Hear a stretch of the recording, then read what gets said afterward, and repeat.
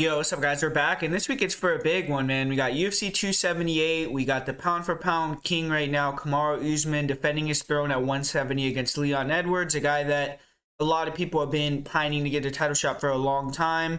And we have some other pretty good fights on the card, so I'm really interested in breaking this fight card down and really excited to do it for you guys. So make sure to hit that like button, subscribe if you're not subscribed, and if you want to get access to my bets, if you want to get access to other promotions this week that are going down, they got LFA going down, we got PFL going down with Brendan Loughnane versus Chris Wade, Kayla Harrison, and some other fights over there.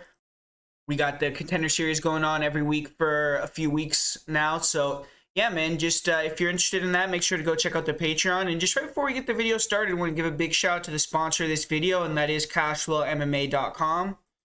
And they've been on fire this year, man. They've been some of the best handicappers in the game this year for 2022. So definitely feel like CashflowMMA.com is a great asset for you to go over there, check them out, join their site, and definitely see what type of bets they're offering you, because they offer you pretty good bets. They're usually on the money, and you definitely can make money over there with CashflowMMA.com. So highly recommend them. Highly recommend you go over there, check them out, join their site, get access to their bets, and start making some money. So CashflowMMA.com. Definitely check them out. And now moving into this fight card, with this first fight of the night, we got an entertaining fight here in the flyweight division with Victor Altamirano taking on Daniel Da Silva. And this is a fight between two young guys. I guess Altamirano is 31 years old, young in their UFC careers at least. But Daniel Da Silva so far has not had a lot of success. He's gotten 0-2. He's gotten finished in both fights. Got submitted in the first round in his last fight against Francisco Figueiredo. He got finished in his debut against Jeff Molina. So he hasn't had easy competition, but he hasn't been able to go in there and get the win. And Victor Altamirano, he went in there against a real tough opponent, Carlos Hernandez's last fight. He came up short, lost via split decision, but close competitive fight that could have went either way. And Altamirano, he won on the Contender Series. He's known for, I believe he has the most appearances and most wins in LFA history. And he was the former LFA champion as well. So he has a good background, 10-2 overall. And they're kicking off the card with these two guys because I think there's probably going to be a finish. Anytime you see Daniel Da Silva in there, he's one of these guys that goes out there in the first round like a berserker. He tries to get the finish. He has pretty good takedown game. He'll throw some wild striking spins and some heavy punches to try to knock you out. And when he gets on top, he transitions really well, has a real slick submission game. So you have to be real careful with him on the ground. And on the feet early, when he's sharp and explosive, he's dangerous there as well. He has some power for flyweight. And Victor Altamirano, he's a little bit more of a decision type of fighter. He likes to take you to deep waters, throw a lot of volume. He's very active. He pressures forward. He has some issues with takedown defense, so I do believe that maybe Da Silva will be able to get him down early in the fight. But Altamirano has improved quite a bit on that, and he's shown with his length, and he is pretty tall and long for a flyweight, that his guard is hard to pass, hard to deal with. He usually can nullify a lot of the offense from his opponents, and he usually could work back up to his feet eventually. He's done a really good job of tiring out wrestlers and then beating them down the stretch. So I don't really feel like Da Silva, unless he gets an early finish, is going to have a lot of success in this fight. Because ultimately, I said this when he fought Francisco Figueiredo, that I was not really sure if Da Silva was a UFC level fighter, and I know at that point he was the favorite against Figueiredo. A lot of people were picking him to win that fight, and I went the other way, and it was fruitful for me. And I feel like I still have those questions with him. I think that Da Silva is one of these guys that comes out really hot in the first round. He's a submission over position guy. He has decent grappling, decent striking, but nothing really out of this world. And on the ground, you know, against lower level guys, he can't submit them off of his back, you know, and I don't really feel like that's going to be happening in the UFC too much, though. I think Altamirano's a little too savvy. I think that on the feet, he has a good enough chin. He has a good enough awareness, and he's not going to get caught with anything huge and get finished early in the fight.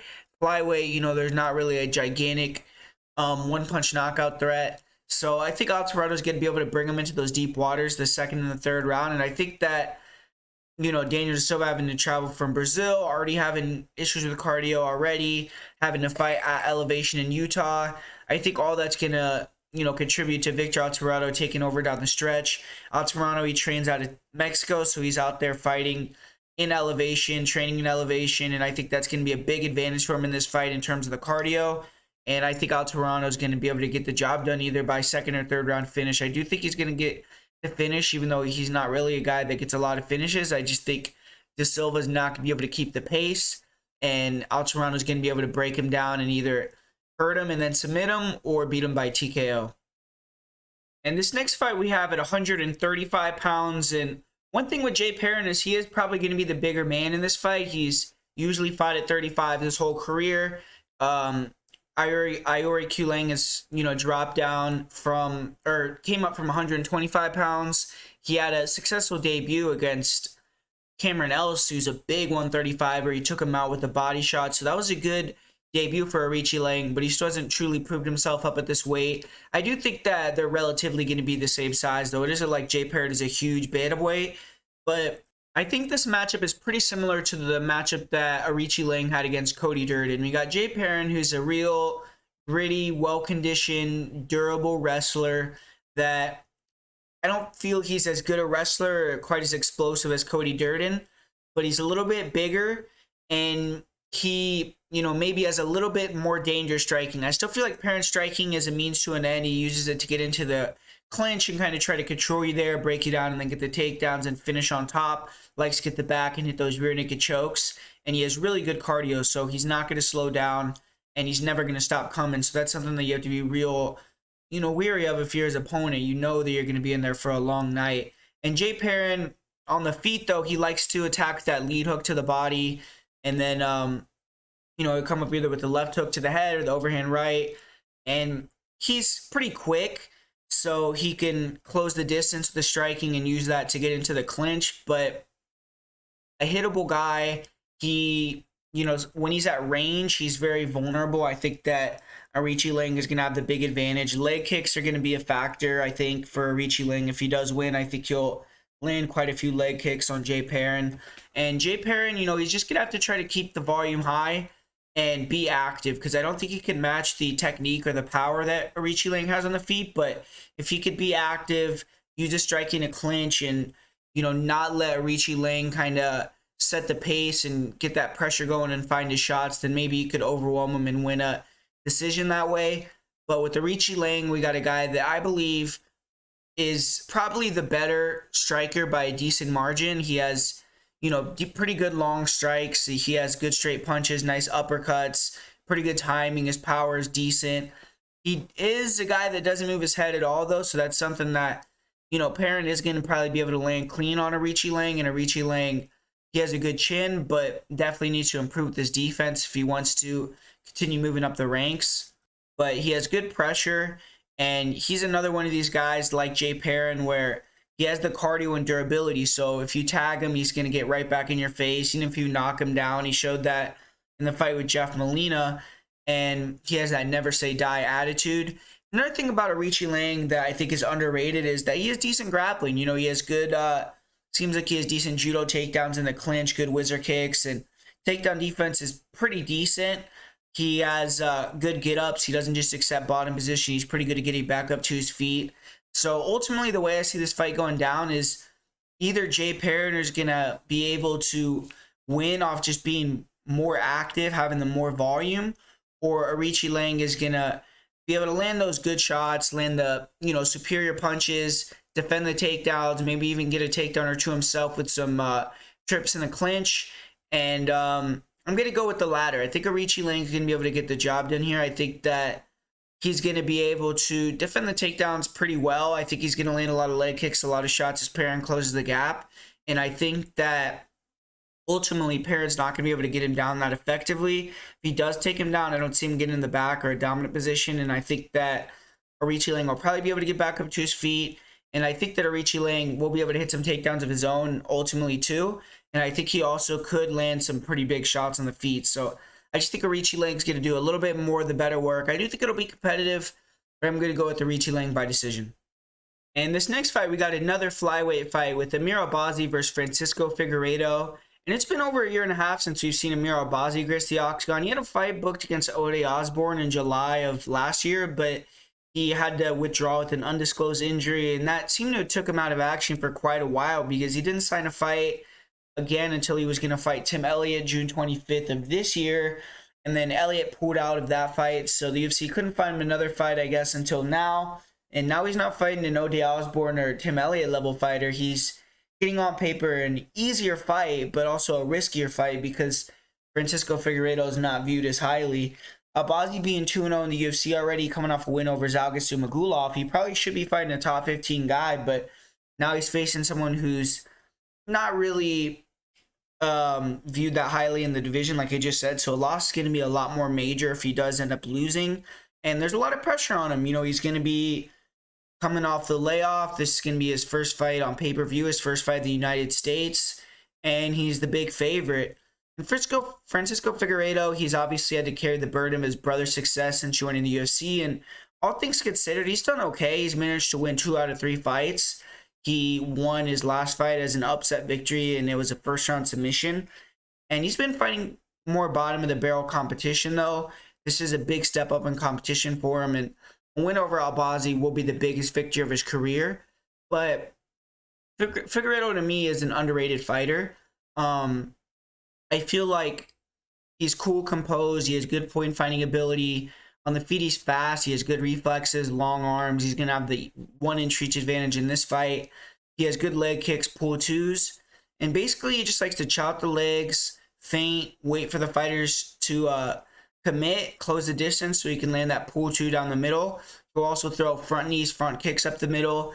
He has low volume, and he's not a fighter that really goes first. He's not going to try to hunt that kill. But he's never shown chin issues, and he's only been finished by strikes once. So usually he can kind of lull fighters into his pace and be able to win with that low volume style. Doesn't really take a lot of risks. Doesn't really put himself in a lot of danger to be finished. He only got finished by John Lineker, who's a super power puncher for that division. And Figueiredo, you know, he's a good grappler. He's a black belt in jiu-jitsu. He has a nice clinch game. He has good knees, good elbows. He has good timing with his body locks, and he has good control on top. He can grind out wins. He did make a lot of bad decisions against Malcolm Gordon. He lost position a few times going for leg locks, and one thing Figueiredo is going to need to have on point in this fight is his takedown defense. Hasn't really been tested by a true wrestler at Albazi's level yet, but we saw when he made those mistakes against Gordon, ended up on his back, he didn't really show the best game off bottom. He does have nice guillotines who used to counter the takedown, good sprawls, but chain wrestling can get him tired, and eventually Malcolm Gordon even started getting some takedowns, and he isn't the greatest wrestler, so that's not really the best sign. But Figueiredo in round 3 made another mistake going for the flying knee, ended up on his back, and he was able to mitigate the damage, but he just got held down for too long. And with a guy like Albazi who's aggressive, he's smothering on top, I feel like that's something that's going to be tough for him to deal with. I don't think he'll be able to get back up to his feet. I think he'll get pretty tired. And he was taken down as well in his last fight against Daniel Da Silva, but in that fight, he hit a knee bar, and I hope that doesn't give him false confidence because I don't think it's going to go down the same way if he gets taken down against Albazi.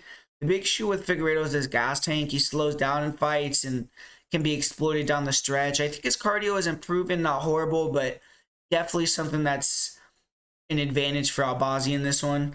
And Amir Albazi, he's a great prospect. He's a big flyweight. He's fairly well-rounded. His striking still needs some work, but he's aggressive, powerful. He will stay long, work leg kick, straight punches, good counter hooks. He does stand tall. He floats his chin. I've seen fighters catch him as he tries to come forward. But so far, so good for him. He has a good chin. He can take big shots. Definitely needs to shore up his defense. And, you know, you saw in his fight against Jose Torres, he got dropped multiple times. And I feel like he doesn't do the best against pressure fighters. But he brings the heat, and he throws with big power. And if you don't have the cardio or power to stop him from pressuring you, he's going to stay in your face all night. And I do think he's going to give Figueiredo a lot of chances, being the cleaner guy to land pull twos, leg kicks. And it's just going to come down to, you know, Albazi is going to be able to eat those shots, keep coming forward, and eventually break Figueiredo, or if Figueiredo's shots are going to impact him enough. But Albazi, I definitely feel like has the edge in the power and durability. And Albazi's an excellent grappler. He's going to have to rely on that, in my opinion, to win this fight. Really fast singles, good doubles, strong in the clinch. He has good finishes with his takedowns. On top, he's super good. He's very aggressive hunting the back. He has excellent top control. Ground and pound is solid. And Figueiredo, you know, if he ends up on his back, Albazi could easily finish the fight. I feel like he is a guy that's very aggressive, and when he gets into his positions, he's an elite finisher. Um, but I do feel like Figueiredo maybe could even mix in some takedowns of his own. At times he stands very tall, and I don't really know what Albazi is off of his back, but I do think that Figueiredo may try to mix in some takedowns, and I do think this fight is closer than people are giving it credit for. Technically, I think Figueiredo can hang in there. He's going to be able to stick and move, land some nice counters, maybe even get a takedown or two. The issue is I don't think he's going to be able to hold up cardio-wise, and he isn't someone who's super likely to get the finish. I think ultimately the aggressiveness, the youthfulness of Albazi will probably eventually start to wear on Figueiredo, and Albazi will take over. Albazi's going to be the person pressuring going forward. He's going to have the volume advantage. So I see him taking a decision. I think he's going to be able to use his wrestling. He has a big edge in the wrestling. He has the big edge in the cardio. With Figueiredo only being finished by John Lineker, though, I'm going to say Albazi ends up winning by decision. I think Figueiredo's a pretty tough guy to submit. I don't think Albazi's going to knock him out. So I'm going to say Albazi gets this win via decision. And this next one, I feel like we have a pretty low-level fight here with AJ Fletcher against Ange Loosa. Both these guys are trying to get their first UFC wins, their own one so far in the company.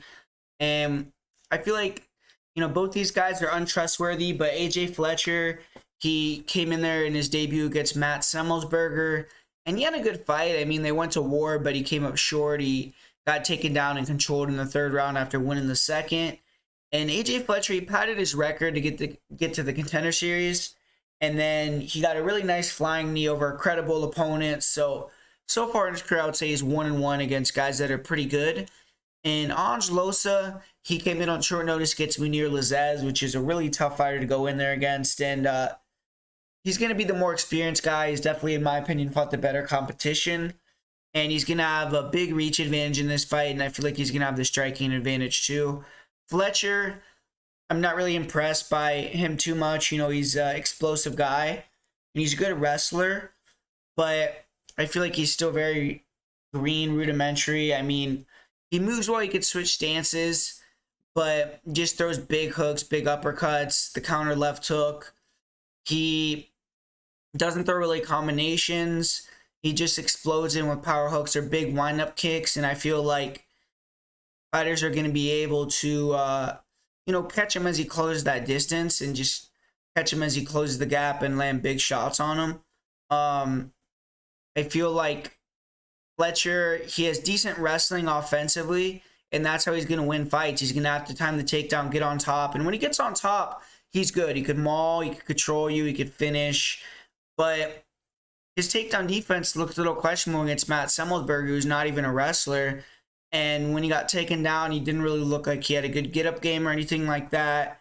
Cardio-wise, heart-wise, I feel like AJ Fletcher has the advantage over Loosa. I think that he is the guy that wants it more. But I think Angelos has more potential. He's super athletic. He's fast. He has good hands. He's durable. He's good in exchanges, good straight punches. He has good tight hooks, good low kicks. And I feel like sometimes he could shortchange himself, not really let his hands go enough and get too defensive. And against Fletcher, he has to let his hands go. He has to be aggressive. He has to look for the offensive takedowns. And Loosa can do all that. He has good wrestling as well, good offensive wrestling, good defensive wrestling. I feel like Losa's the better fighter here. Fletcher, he might be a little bit more intense and aggressive, and that could make it a close fight because I think that Fletcher, if he stays in Losa's face and, could land a big shot and get the takedown, he could steal a round or two with that. But I feel like Losa's way more advanced. I feel like he has the speed advantage, the striking advantage, footwork advantage on the feet, the reach advantage. I think he can get offensive takedowns of his own. His defensive wrestling is good. And I just have to go with Loosa here. Even though I don't really trust him either, I don't think that he's someone that fights to his true potential at times. I think that sometimes he could have a little bit of cardio issue, but I think Loosa is going to be able to win in this matchup with AJ Fletcher, though. And we got our first female fight on the card here with Miranda Maverick taking on Shanna Young, and this is a rematch of a fight that happened in 2019, and the first time they fought, it really wasn't too competitive. I'm a little surprised that the UFC has given Miranda Maverick this matchup, as I do think it's a bit of a step back, but the first time these girls faced off, it was in Invicta. Maverick won via first round rear naked choke, and Maverick's coming off her first UFC submission win. She had 2 losses in a row before her fight with Sabina Mazo, but there were zero signs of confidence issues as she took on Mazo. She took her out with ease. And Maverick is the name fighter here. She's a girl who has high hopes in the UFC. She's not quite lived up to expectations so far, but only 25 years old, so there's still a lot of time for Maverick to get there. And Shanna Young, she got her first win in the UFC her last time out. She was able to defeat Gina Mazzani, finished her in the second round, and she showed a lot better. She showed up a lot better for that fight. She went to Syndicate MMA, and that likely saved her UFC career with that victory and just how she looked. And now she has a little bit of a breathing room in the company, but they're doing her no favors by throwing her here against Miranda Maverick, and she's going to need to show huge jumps in her grappling to be able to compete with Maverick this time around. And I think Shanna Young is going to want to keep this fight on the feet, get on top. A lot of her offense comes from her lead leg kicks, and with Maverick being southpaw and a wrestler, I do think it makes it hard for Young to let her shots go. Young does have a decent ability to slide in and out, land that counter jab, the rear cross. In this fight, I think she's going to look to counter with heavy shots early and then maybe even look to flip the script and hit a takedown. We've seen Maverick be taken down and dominated on her back. And in a lot of women's MMA fights, whichever fighter gets on top first usually wins. So Young getting on top will increase her chances of winning by a large margin. If Young ends up on her back, I don't see her faring well. She tends to be aggressive with submissions, and that's a detriment to her a lot of the time because her submission attempts, such as leg locks, are low percentage, and it gets her hit with big ground and pound, puts her in bad positions, and she's super tough. She's not just going to roll over, but she makes a lot of mistakes. And in her last fight, she went in there with Gina Mazzani, who's a strong wrestler. She was able to stuff her takedowns, which is impressive. And I do think Mazzani is a bigger, stronger girl than Miranda Maverick, but Maverick, I think, is better with their timing and technique, has better cardio. And Young is good at defending clutch takedowns, and that's what Gina Mazzani was trying to go for, whereas Maverick was shooting on the legs, and I think that that's a little bit more difficult for Young to stop. In round 2 of the fight with Mazzani, Young got a takedown, or she didn't get a takedown, but she got on top from a scramble, and she's good on top herself. She's big for the weight. She has heavy hips, good ground and pound, and she's finished 5 or 8 wins from the top position. She was able to get the back, flatten out Mazzani, and finish her with ground and pound in that fight. And cardio-wise, I do think that she's shown cardio issues in the past for sure, but I do think that she showed up in way better shape her last fight, and I do think she's going to be in good shape for this one, but I'm a little bit worried about Young Gaston in a high-paced fight. In this fight with Shanna Young, in the first fight, she did get the better of the stand-up. She was the bigger girl, and she was actually able to drop Maverick with a jab, but Maverick got in on a single, and Shanna Young did a good job defending for a little bit, but she got taken down eventually, and then was caught in a rear naked choke, and the fight ended in 2 minutes and 35 seconds. We did see, Maverick be able to dominate when she got on top. She quickly took the back and choked Young out. In this fight, I don't know why why Maverick would stray from that game plan. Young's been finished on the ground in 3 of her losses. She's been submitted with a rear naked choke twice. Maverick's super strong girl, solid wrestler, southpaw. She throws some good kicks, but I do see Young having a slight edge in the stand-up. She has faster hands. I think she's better in exchanges. I think she has more power. But Maverick's gotten better with their pressure at 3-2s, and she's going to be the girl going forward. I think she's eventually going to get Young against the cage, take her down, and I think she's going to get that submission again or a TKO. So I think Miranda Maverick inside the distance, either first round, second round submission, is going to be the pick for me here. In this next fight, I'm pretty confident in. We got Sean Woodson taking on Luis Saldana, 2 strikers that are going to throw down. It should be a fun fight.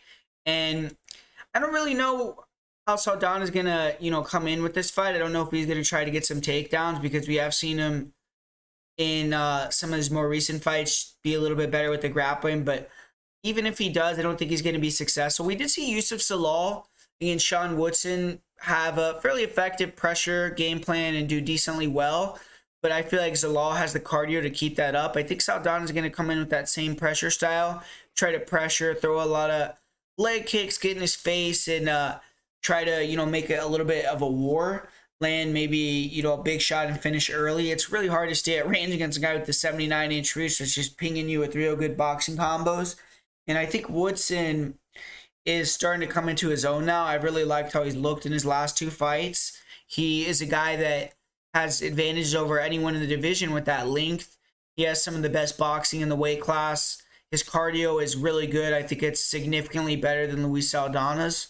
Another thing I really like about Sean Woodson in this fight is his body attack. Him ripping the body, I think, is going to be really effective against a guy that slows down like Saldana. And ultimately, I think that Woodson's just going to be too slick for him on the feet. I think that Saldana's going to be pushing forward, but he's not going to be landing as many effective shots. I think Woodson's going to be piecing him up. And I think Woodson's going to be able to win via TKO in the second or third. So I got Woodson in this one just being this pure striker, longer, rangier, and having the better cardio and being able to finish him down the stretch.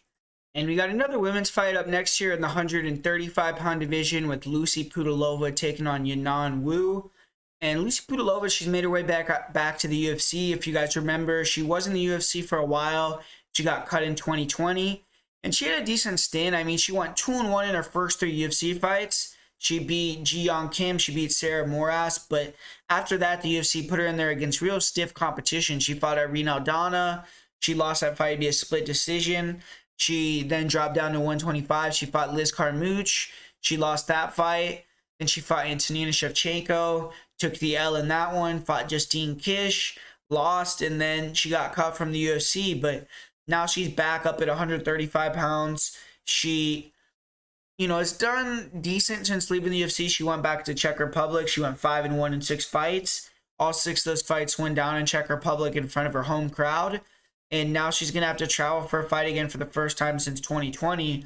And Pudilova is only 4-6 in fights outside of the Czech Republic. So we'll see how she does with the jitters of returning to the UFC and how she does being on a pay-per-view card and all that. But Pudilova, she's proven herself to be a fun fighter to watch. She's a killer. She comes forward. She's a pressure fighter. She's a little bit slow. Her footwork is plotty, but she has long arms. She has a decent jab. She'll use the jab to set up her overhand right, and she's really good at brawling in the pocket. She has good front kicks, good round kicks.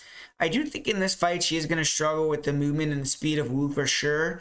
She's not the fastest fighter, but she will keep the pressure for 15 minutes, and she has great cardio. If you stay in the pocket with her, she will throw down and throw a lot of volume. She doesn't have big power. She only has 2 KO, TKO wins, and they were her first 2 fights of her career. But she can keep that volume high and throw with bad intentions. And she's improved her wrestling. If you watched her UFC run, she started mixing grappling at the end of her career. And in her post-UFC run, she used a lot more wrestling to win fights. Decent double leg, and she just looks to control on top. Takedown defense has improved, and I do think she'll be able to stuff the majority of the takedowns of Yanan Wu. And I don't know if she'll try to get a takedown of herself, but she may try to do that. And Yanan Wu is definitely, I believe, a girl that made it to the UFC too early. She has had 5 fights with the UFC already. She's only gotten 1 win, but she's only 26 years old. And you're starting to see her round out, improve her game. Her last fight with Mayra Bueno Silva was competitive.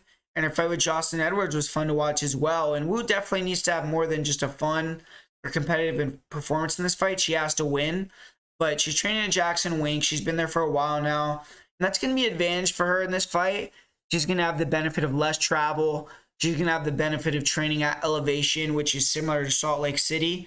Wu is 0-3 in fights outside of China, but I think that's more due to the matchup than the location because obviously, like I said, she's trained in the U.S. And Yanan Wu, she has a Wushu Sanda style, good footwork, good movement. She has a lot of lateral movement. She throws 3-2s. She has solid counter 1-2s, good lead leg, side kicks, good front kicks, good round kicks with the rear leg. In the pocket is where Wu has problems, and that's where Lucie could eventually or possibly take her out. She holds her hands low. She floats her chin, tends to try to grab instead of defend punches. And I do question her chin for sure. She doesn't really have the best reaction in taking punches. She's been dropped in fights. She got finished by strikes against Yana Kunitskaya. But Yanan Wu does have decent grappling and wrestling. She isn't the best wrestler, but she's pretty physical for the weight. She can time the body lock entries. She usually can finish the takedowns, and she is pretty solid on top. She has good submission defense, good control. She was able to survive some submission attempts from Mayra Bueno Silva, who's a good submission grappler. She did the same against Jocelyn Edwards. And she showed an ability to get submissions off her back against Lauren Mueller. She finished her with an armbar. And Wu has good cardio. She has the ability to maintain her footwork and volume even in the third round. I came into this fight kind of thinking that Lucie Pudilova was the side. On the feet, I do think Lucie could get to Wu potentially. Because of her intensity and Wu's chin, maybe she could stop her. But the footwork and the speed is going to be a big issue. I think on the feet, Wu will have the edge there by a slight margin, actually. She's going to be faster, working the left hook, the leg kicks, the lead leg kicks. I think her lateral footwork and the speed is going to be effective. And I think Pudilova is going to have to try to mix in clinch work, takedowns, get Wu tired, and then get her to exchange as the fight wanes. But I feel like Wu's pretty strong. She's going to be able to potentially even have a strength advantage. I think she'll be able to do well in the clinch. I think she put a good camp in at elevation at Jackson's. I think her cardio is going to be on point. And I'm going to pick Yanan Wu to win a close decision, maybe even split decision here against Lucie Pudilova. So I'm going to go with Yanan Wu to get the job done in a real competitive fight.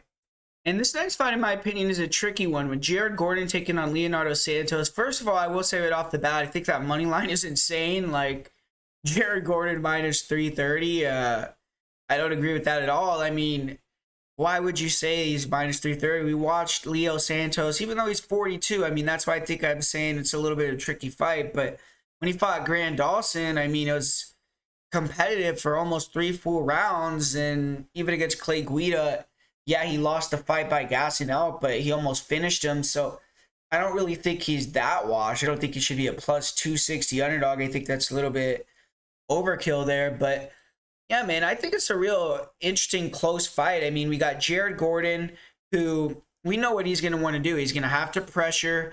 He's going to have to try to get Leo Santos tired by throwing combinations on the inside, clinching him, trying to get the takedowns to get on top. Leo Santos, he has that scary jiu-jitsu background, but he's not really necessarily a guy that likes to fight from the bottom position. And in his recent years, he's shown that if you pressure him and really try to wrestle heavy, he could slow down majorly. So Jared Gordon is one of these guys that has a great gas tank, and he knows how to pressure you, get you tired. He has a real heavy top pressure game. So if he gets on top of Leo, I think he could control him, do damage with his ground and pound, and definitely win those rounds. And on the feet, if he can get Leo tired enough, he can start to walk him down and get him in the pocket, get him in kind of those close range exchanges where he's going to have the advantage. But Leo Santos, he's not a guy that you could just run up on and close the distance that easily. He's a southpaw. He is a guy that has nasty leg kicks, really, really good timing with the pull twos and the 1-2s. And he has one-punch knockout power as well. Great timing. We've seen him put guys lights out clean with one shot with that left cross. And Jared Gordon has been susceptible to being hit with leg kicks, being hit with rear body kicks, being hit with straight shots down the middle. So it's going to be a difficult fight for Jared Gordon. You can go back and you could watch his fight with Danny Chavez. And that was a southpaw look. Guy that throws leg kicks, a guy that tries to control that distance, the in and out movement, that has pretty good takedown defense. That's another thing about Leo Santos is his takedown defense is still elite. He has really, really, really good takedown defense. He's going to be extremely hard to just go in there and take down. We saw Grant Dawson. I think he was 0 for 11 before he got a takedown on Leonardo Santos. And then Clay Guida, he didn't get a takedown until Leo was totally gassed out. But like I said, if you look at the fight with Danny Chavez, Jared Gordon was eventually able to break him and start getting the takedowns. But he took a lot of crosses. He took a lot of leg kicks. And in that fight, he had the advantage where Danny Chavez was shorter than him. I think he had a shorter reach. Now he's facing a guy that's much taller, much longer. I think that's going to be a huge factor. I think Leo Santos' size is going to play a big factor for him in this fight. Jared Gordon's a guy that had a lot of fights at 45s. Leo's a really big 55er. And I think that his striking is better than Jared Gordon's as long as he's fresh. I mean, I think he's a little bit faster. Gordon throws all these hooks, and Leo's throwing straight shots down the middle. I think the leg kicks and the straight punches are going to get there. And he could even knock out Gordon, who has, you know, a good chin, but he's been knocked out in the past and taken a lot of damage. And it's just going to come down to Leo if he gasses out completely. If he gasses out so bad in the third round that Gordon can just take him out, then Jared Gordon's going to be able to win. Or if he can't keep that pace after the first round and Gordon takes over in the second, maybe he could finish him in the third and take the decision. But I think Leo's going to learn from that Clay Guida fight that even if he hurts him, not to unload the clip on him. But ultimately, I think that Leo, you know, his cardio is not great, But the fights that he gasses out, you know, a lot of them, it's because he tries to go for that finish. Like the other fight with Roman Bogotov, you remember how long of a finishing sequence he was going for in that fight? It's like he threw like 20 unanswered punches. When you get to that stage, you're going to get tired, especially when you're a 42-year-old man. And eventually, you know, Leo's going to fall off the cliff, but I'm going to go with him here. I'm going to pick him to win this fight. I think that the line's ridiculous. I think that he's the taller, bigger guy with the better striking. He has, you know, striking that has caused Jared Gordon issues in the past. The straight shots down the middle. His takedown defense is really, really good. So I think he has a lot of ways that he can go in there and get this win as long as he doesn't get tired. I think he can control that distance, land the leg kicks, land the straight punches, defend the takedowns, and either get the knockout early or have to work his way to winning 2 out of 3 rounds and winning the decision. So give me Leonardo Santos to win this fight, and I'll say that he wins a 29-28 decision in this one. And they're kicking off the main card with a light heavyweight fight. And I mean, what do you want me to say here? We got Tyson Pedro taking on Harry Hunsucker. Tyson Pedro is a huge favorite. I don't know what the UFC must love Tyson Pedro. I mean, they gave him Ike Villanueva his last fight. Now they're giving him Harry Hunsucker here. And gigantic favorite in both those fights, Pedro was. And he's kind of working his way back. He had a long layoff. At one point, he was known as a high-level prospect in the weight class. Had some losses, some setbacks, some injuries, came back and got that first round knockout over Ike Villanueva.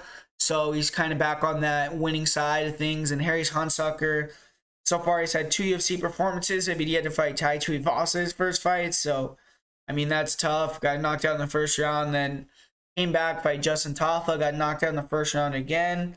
So now Harry Hunsucker, he's doing some work. You got to give him some credit. Dropping down to 205 pounds. So he's probably going to be a little bit bigger than his opponent here. He's used to fighting a lot bigger guys. But, yeah, I mean, I feel like Tyson Pedro's way better. I think he's going to work the leg kicks. We've seen Harry Hunsucker have huge issues with leg kicks. And I think you'll hurt him with the leg kicks, probably knock him out in the first round. So really all I have to say about this one, Hunsucker, he has a chance to land a big bomb early. He has power. He's explosive. But, yeah, he hasn't shown that he has the cardio. He doesn't have the durability, it doesn't seem like. And I don't think he's a UFC level guy. He's 7-5. He's gotten blown out the water in his 2 losses in the UFC. And I kind of feel like the same thing is going to happen with Tyson Pedro. So I think Pedro's going to get him out of there. First round knockout. And this next one, we got a real heavyweight fight. We got Marcin Tybura taking on Alexander Romanov. 2 top 15 guys they're going to throw down. And it's a good introduction for Romanov into higher level competition. And it's funny, they actually were supposed to fight a couple years ago, I think in 2020. And honestly, back then, I would have probably picked Marcin Tybura to get the win. But now it's 2 years later. Tybura, he's coming off of a loss at this stage.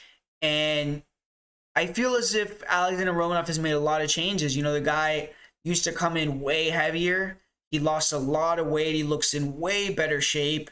I think that his cardio is going to hold up significantly better now than it did in other fights. And I think that he's getting more confidence in his striking. He's turning into a better striker. And I think he's just turning into a lot more well-rounded fighter than he was when he first joined the UFC. But Marcin Tybura is a tough out for anyone. I mean, the guy's been in the UFC for years now. He recently won 6-7 fights in a row before taking that loss to Alexander Volkov in his last fight.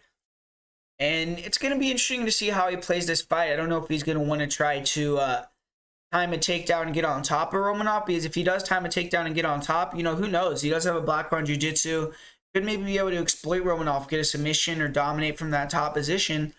But is he going to try to strike too? I mean, that could be a possibility where he tries to kind of move around, use that height reach advantage that he has, and try to use his boxing, his jab, maybe try to set up that head kick and get the knockout that way. So I think there's 2 ways that Tybura is going to try to play this fight. But I think that the explosiveness and the speed is on the side of Romanov. And even though Romanov weighs less and he's shorter as the shorter reach, I think that he's a lot physically stronger. And I think that could play dividends in the clinch, things like that. I think that maybe Romanov will be able to control the clinch better than Tybura, where Tybura likes to spend a lot of time in his fights. And I could see Romanov even getting a couple takedowns, getting on top, getting some big eye-popping slams. I don't think he's going to hurt Tybura too bad in this fight or finish him unless he catches him on the feet with an explosive shot. We've seen Tybura get finished by strikes standing.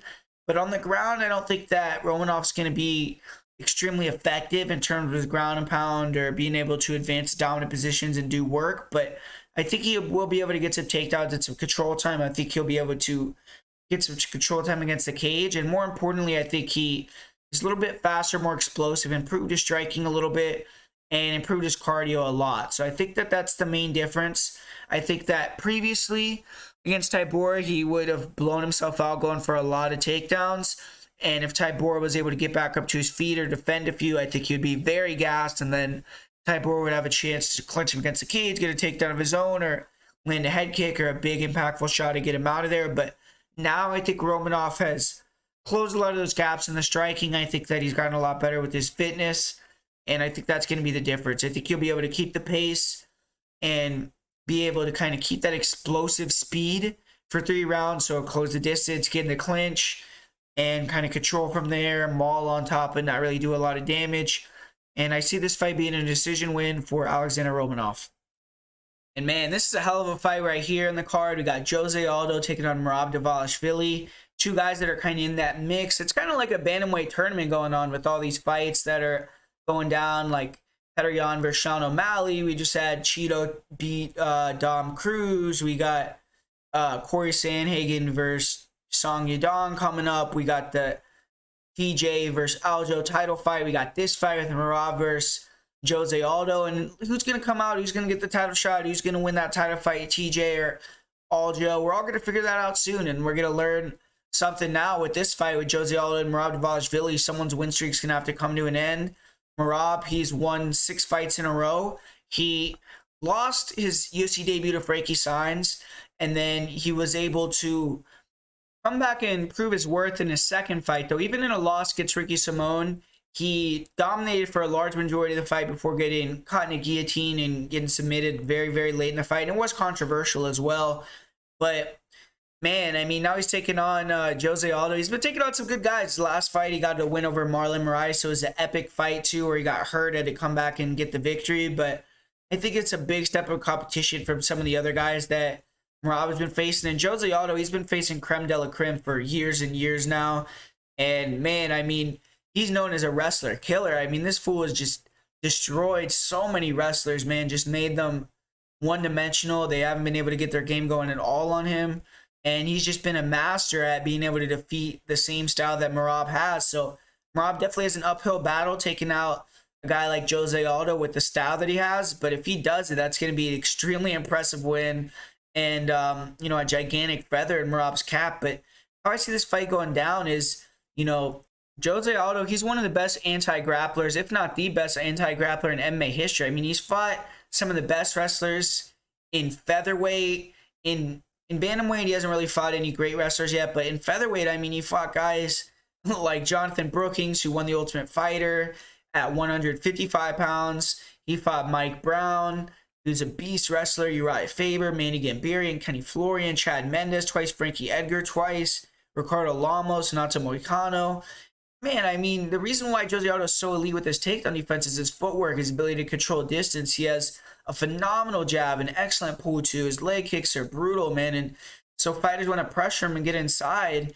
And he's just so good at controlling the center, feigning, sliding just in and out of range.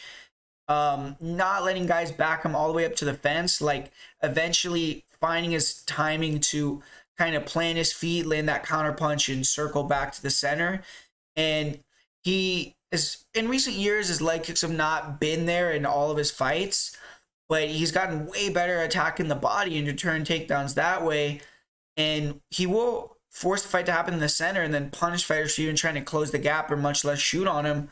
If you back him up to the cage, which is very hard to do, like I just said, you have to be super aware of the flying knee. I mean, his timing and ability to land that when he gets back to the fence is uncanny.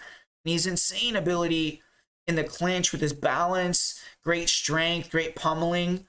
His ability to get back up to his feet when he does get taken down is super high level as well. And if you look at his career, it's a bit deceiving that he's been taken down 7 times, you know, even with how impressive that is. Against Frankie Edgar, the first time they fought, he got taken down twice, but he was back up to his feet within a couple of seconds. I don't even know if today in 2022, with the way they scored takedowns, it would have even been counted. And he conceded 0 takedowns in the second fight with Frankie Edgar.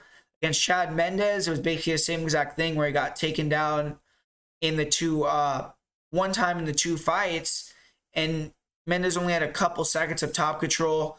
Really the only person who's been able to control Aldo without hurting him with strikes first has been Alexander Volkanovski, and that was by holding him against the cage, not taking him down. And Aldo was injured in that fight. He had a car accident in the camp moving into the fight with Volkanovski, and if you watch it, he was not moving like he usually does. He was letting Volkanovski back him to the fence, and I think a lot of that had to do with his immobility in that fight. But Merab Dvalishvili, I mean, the guy's a killer. He's the favorite over Jose Aldo, which not many people in history of the world could say. And I disagree with the line, though. I feel like Aldo, I don't know. I think he's going to dominate this guy. I think he's going to beat the shit out of him. Honestly, I really do. I mean, Merab's a beast. I'm not hating on Merab, but I don't think that helter-skelter kind of throwing, wild spinning attacks and wild overhands and trying to move around and explode is going to be an effective striking style against Aldo, who's so good at controlling the distance late in the counters. And I don't see him being effective with his takedowns, man. I mean, I feel like Merab has good wrestling, really, really good wrestling, but I don't think it's necessarily like Frankie Edgar or Chad Mendes level wrestling. I don't think it's on that level. I mean, I know that he could chain those wrestling takedowns and really, shoot a lot of takedowns and keep getting you down. He doesn't really have the best top control. But the cardio is the only factor that I think that is on Merab's side here. I don't think that he sets his takedowns up the best. I think Aldo's going to be able to see the entries on the legs coming pretty easily. And if he does take down Aldo, Merab doesn't necessarily have like that ability to control someone on the ground and be dangerous on top of this ground and pound or submissions. I think Aldo will be able to get back to his feet really quick. And being a 3-round fight, I don't think Merab's going to have the cardio advantage in that much of a, it's not going to be that big of an advantage. I don't think Aldo's going to be gassing out in a 3-round fight.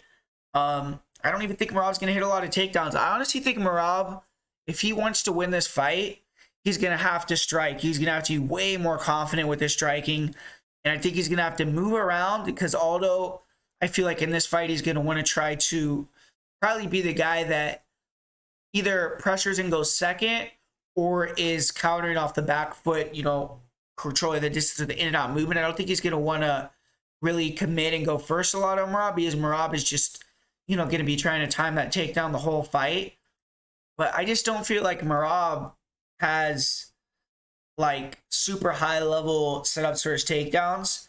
I don't think that necessarily his striking is even close to Aldo's level. And I don't know where he wins this fight. I mean, he could land a crazy shot on Aldo and knock him out, I guess, like a spinning shot or something.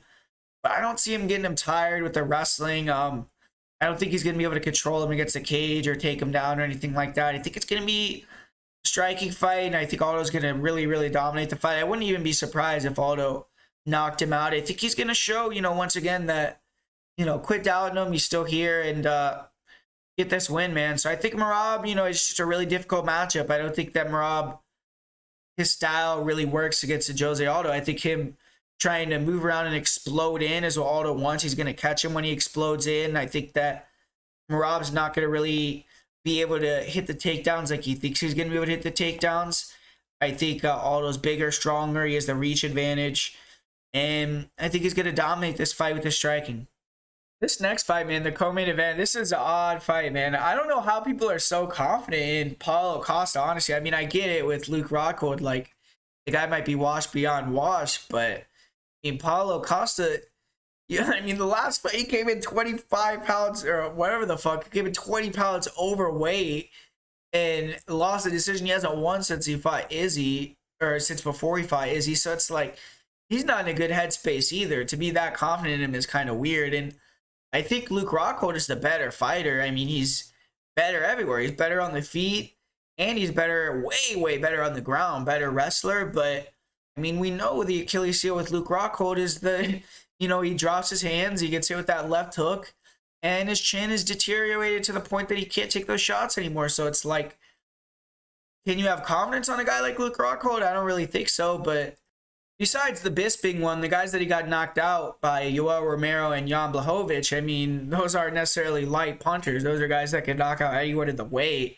And the shots that they landed were pretty brutal shots. So, I mean, I don't think Luke Rockhold necessarily has no chin, but I don't think he can take those big punches from Paulo Costa either. But I don't think Paulo Costa is as big a power puncher, knockout artist that people think. I mean, I don't think he really has heavy hands. Like, he has nasty body attack. He's, you know, a body snatcher, and that's how he gets most of his finishes on the feet with TKOs. I don't really think that he has that one-shot knockout power with the left hook or anything like that. Like, he's not a Yoel Romero, Jan Blachowicz level power. I think he has more power than Bisping, though.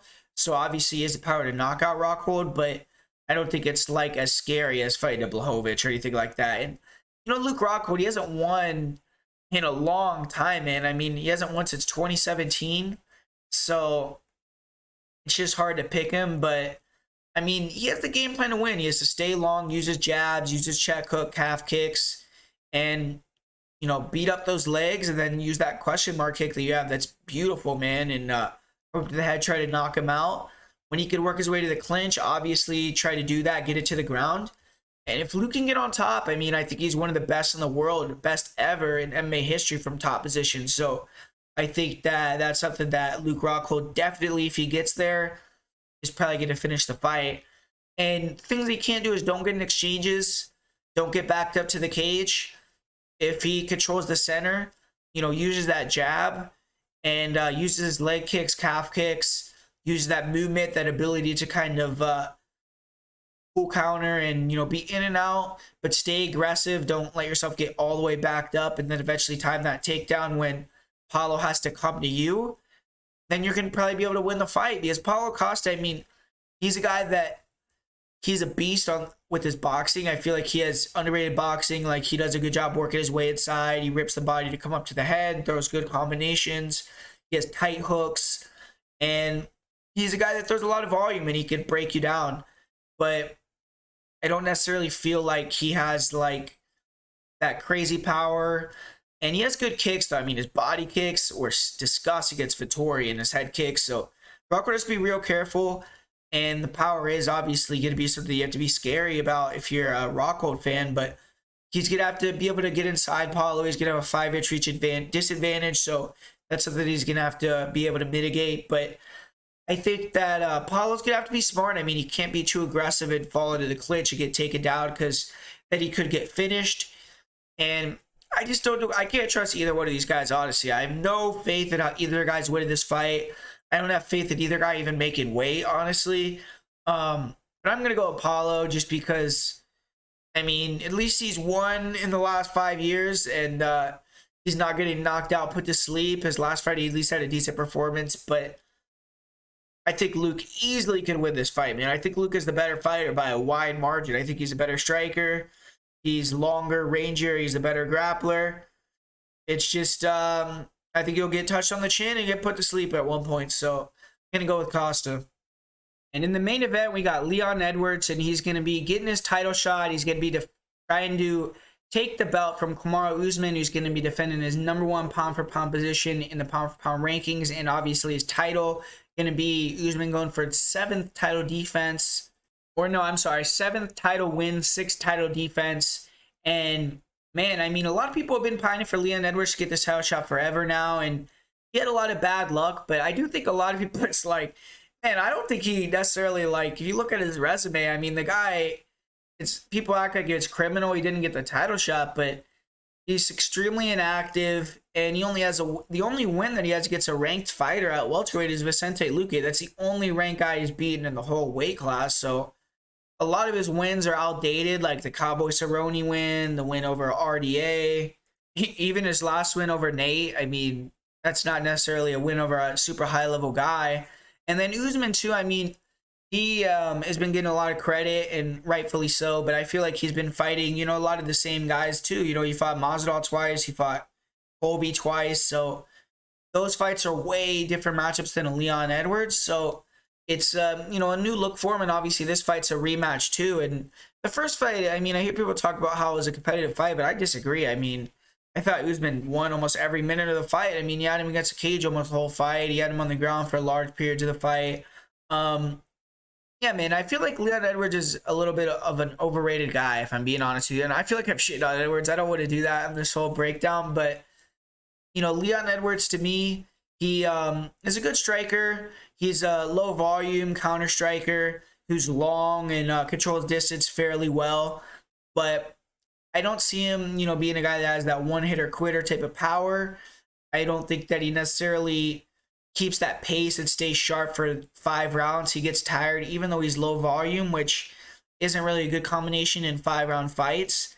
And he struggles against grapplers, man. I mean, a lot of his wins, he has to win with offensive wrestling, which he's really done a good job of. He's gotten way better in that aspect of his game. Like if you watch his fights with Donald Cerrone, with RDA, with Nate Diaz, he's mixing in a lot of takedowns to get the wins in those fights. But I don't see him being able to get takedowns in a guy like Kamaru Usman. I don't think he's even going to try. And I don't think he's going to be able to defend the takedowns either. I mean, he hasn't really fought a lot of grapplers since the Usman fight.